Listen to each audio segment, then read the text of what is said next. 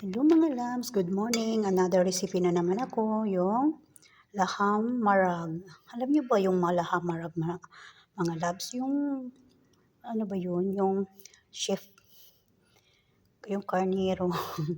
Yan ang laham marag. See? May patatas siya, may black lemon. So magsalin din ako para sa maging amo, anak ng amo ko. Yan.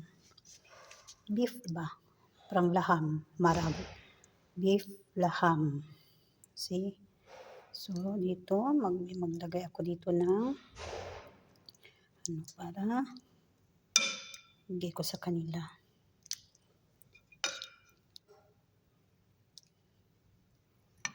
So, okay na to. Please like, subscribe my YouTube channel mga loves. Annalisa Mix Vlog Babush. Thank you so much.